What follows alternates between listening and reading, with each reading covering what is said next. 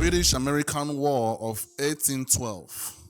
This should be a very fun one. I think this was the time where the British bombed the White House, which was the last time the White House ever got an external attack or even an attack of any form, right? I think that since that time, nothing has happened since that time. So by that time, the US were still a growing country, while the British were like the veterans, the ones that already knew what they were doing. And probably that was the last time the British were able to son the US. The word son, S-O-N, almost like, baby the US. That was the last time that must have happened. So this should be interesting. Let's get right into it.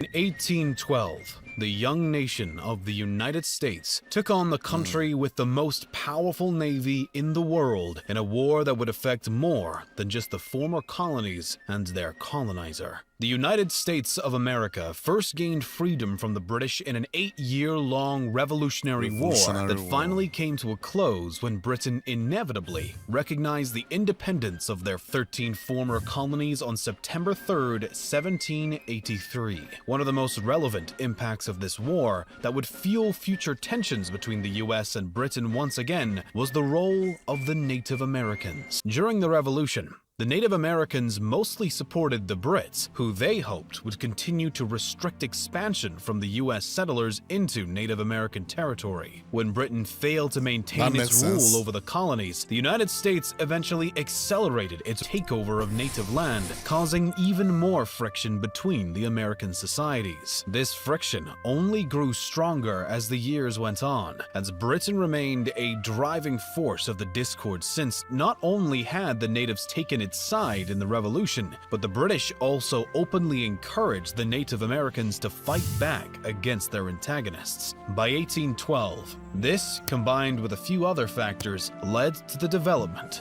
of a new war. While the United States was clearly unhappy with the united opposition from Britain and the natives, they were also infuriated. Yeah, at that point, the UK was still controlling Canada. Okay, the Canadas, the United States, the Canadas. Why did they stop calling it the Canadas? Why is it not just Canada? Well, so that means, because when I first heard of this story, about the bombing of the White House, I was always wondering, so the British from where they were, far, far away in Europe, were able to organize something like that and bomb the White House. That always felt weird to me, but this actually explains it better, because they were just very close here. I mean, they were in Canada, basically, so that makes sense. By allegations that the Royal Navy was utilizing a tactic known as impressment to take U.S. men for their own troops. On top of this, the ongoing strife between Britain and France had a notable impact on the United States. Heavily locked in their own struggle, the warring nations tried to restrict trade from neutral countries and punish anyone who attempted to ignore the constraints. This put the United States in a detrimental position due to their inability to continue trade with either nation unless they wanted to risk invoking the wrath of the other side. While France took a more laid-back approach to ensure the U.S. abstained from doing business with the British, the latter was more aggressive about the matter. On January 7th, 1807, Britain issued an order in council stating, "It is hereby ordered that no vessel shall be permitted to trade from one port to another, both which ports shall belong to or be in the possession of France or her allies, or shall be so far under their control as the British vessels may not freely trade. Furthermore, any ships that refused to obey these restrictions would be subject to seizure by the Royal Navy, cargo and all." By November, the original order was expanded, now to include all the ports and places of France and her allies, or of any other country at war with His Majesty, and all other ports or places in Europe, from which, although not at war with His Majesty, the British flag is excluded, and all ports or places in the colonies belonging to His Majesty's enemies. In retaliation, France, under the command of Napoleon Bonaparte, issued the Milan Decree, which said that every ship to whatever nation it may belong that shall have submitted to be searched by an English ship or to a voyage to England, or shall have paid any tax whatsoever to the English government, is thereby, and for that alone, declared to be denationalized, to have forfeited the protection of its king, and to have become English property. Adding on, Napoleon declared that any of the aforementioned ships that enter French ports or those of French allies are good and lawful prizes of his nation. Forced to reply, U.S. President Thomas Jefferson signed the Embargo Act in December of 1807, blocking all international trade from American ports and taking direct aim at Britain. Unfortunately for America, the act backfired and turned the U.S. into more of a victim than anyone else. Emphasizing this point, the Minister to France himself even said, "Here it is not felt, and in England it is forgotten." The effects of the Embargo Act ultimately pushed the U.S. into an economic depression, and it had to be repealed less than 2 years after the initial signature. In its place, the Non-Intercourse Act was passed, which directly forbade trade with Britain and France and their colonies. When this new act still proved to be ineffective, the United States tried once again, this time passing Macon's Bill No. 2 in May of 1810. This bill lifted trading bans and stated that if either France or Britain removed their own restrictions, the U.S. would re-establish an embargo with the opposing nation. By August, Napoleon enacted a plan to exacerbate tension between Britain and the United States, and it ultimately worked. He first told the new president, James Madison, that he intended to exempt the U.S. from his previously established Berlin and Milan decrees, promoting Madison to bring back the Non-Intercourse Act constraints against Britain in November of that year, despite the fact that Napoleon never actually followed through on his proclamation. Britain and the United States were now on the brink of all-out war. The final straw came when the Battle of Tippecanoe unfolded in late 1811, as the U.S. troops claimed victory over the Native Americans, wishing to stop further expansion once again. Given the United States was fairly confident in the belief that the British were supplying the natives with weapons from Canada, a faction of the U.S. Republican Party known as the Warhawks began a heavy push towards an official declaration of war. At last, on June 18, 1812, President James Madison signed the declaration against Britain, despite contention about the issue coming from both the House and Senate. Another problem emerged as well when Britain decided to suddenly repeal their trade restrictions before news of the U.S. declaration of war actually reached the British over a month later. Aware of this delay, Britain decided not to immediately respond to the during that time, we didn't have phones, internet, and any of those things. So, understandable that it could take a month. And this is actually very interesting because declaration of war at that time would have been so weird because you have to, I think ship was the only way in which we could move from one shore to another. So imagine the shore from, from what I'm seeing, from the British were seeing in Canada, right? So they should have been able to get the news a bit earlier because it seems like in this video they're saying that they sent the message from the US mainland to the UK mainland, not the Canadas. I don't know. I'm not confused, actually. Call of war, and waited to see how the Americans would react to their repeals. When the US got wind of this surprising development, they were, in turn, unsure of how the Brits would react to their declaration of war. Ultimately, the United States decided to follow through on its proclamation and did so by invading Canada, which was a British colony at the time. While the American troops hoped to capture Canadian land to force Britain into negotiation, they had no such success. No one was prepared for war. The British and French have been busy fighting their own battles, and the US military was grossly ill-suited to take on the likes of Britain. The defeats were plenty and humiliating for the Americans. One excessively humbling loss for the US happened when General William Hull surrendered Fort Detroit on August 16, 1812, and his own army to the British troops, and allowed Michigan territory territory to be deemed as part of Britain, chased across the Canadian border as Hull saw the size of his opponent's forces, which was a mix of British and Native American troops, and knowing that his daughter and grandchild were in the fort, he decided to give up without a single shot being fired. Hull's disgraceful failure led to an uptick in Native American raids in the Northwest and British conflict under the command of Major General Henry Proctor. Adding insult to injury,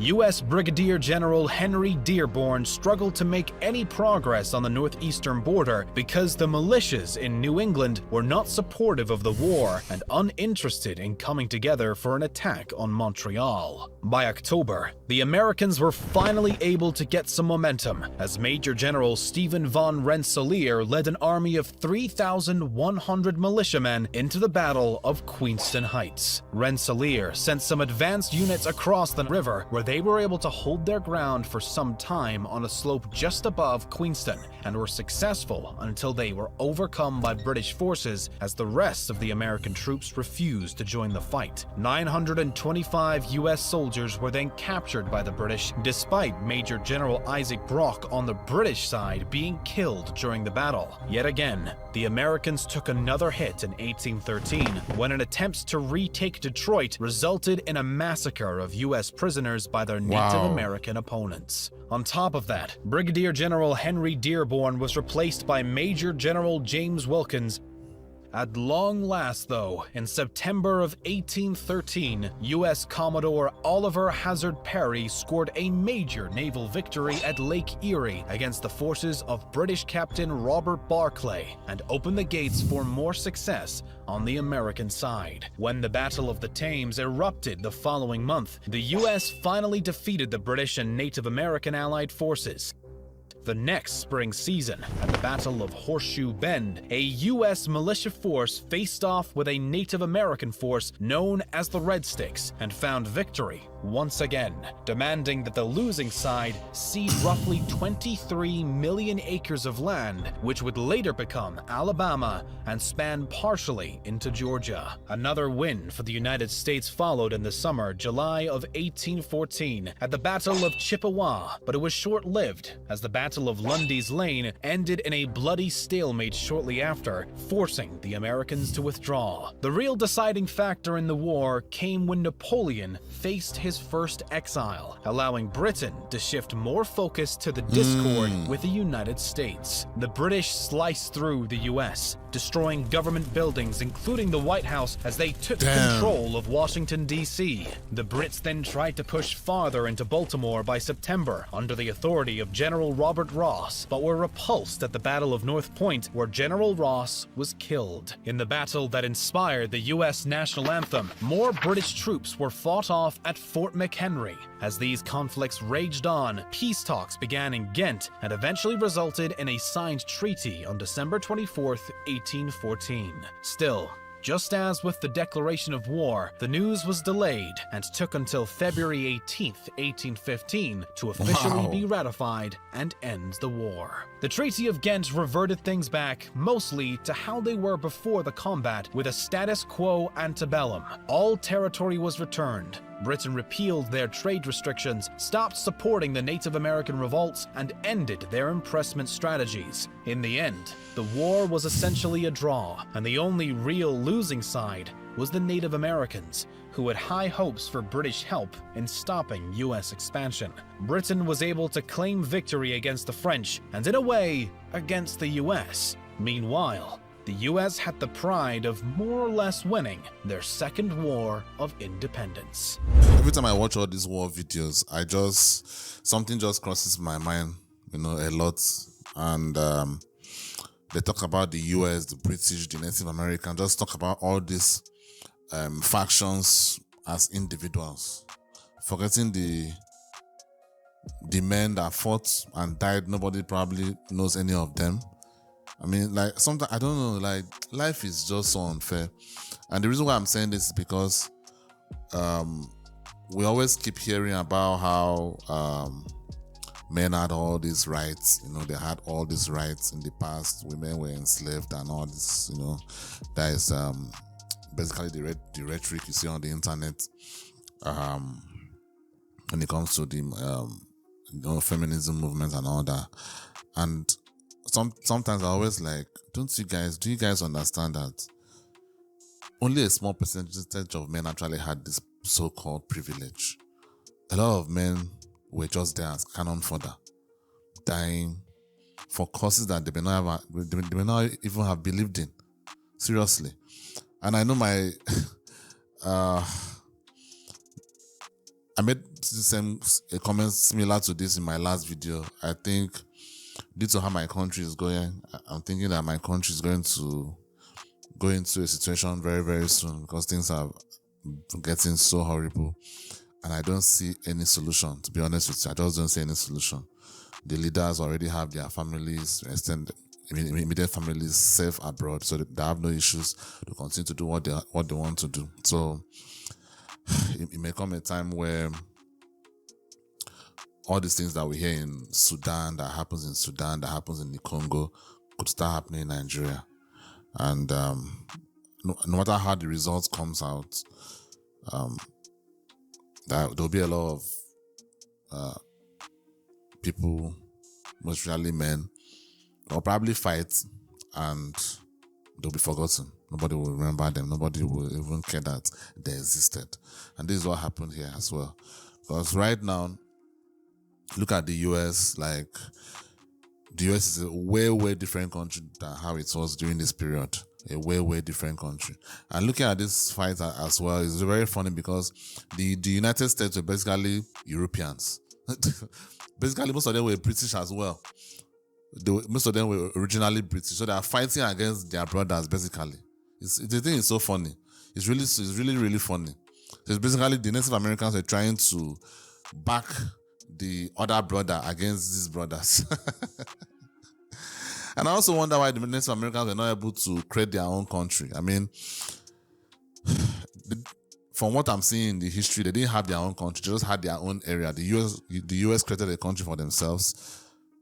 The US, the colonies or whatever. The Native Americans didn't create a country for themselves. And maybe that was because they didn't have the expertise and the strength and everything, like in terms of weapons and all that, to be able to do that.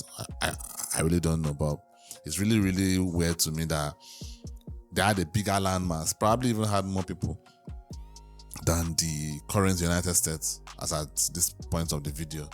So I really don't know why they didn't put up a better fight, and were hoping that the British would help them from wherever they are to come and help them.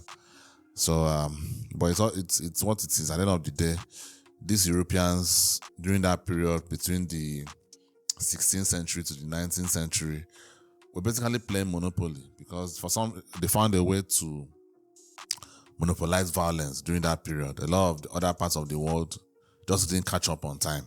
So it's really interesting. Guys, let me know what you think down in the comments. This was a very interesting video. I've always been hearing about this bomb that the US bombed the White House.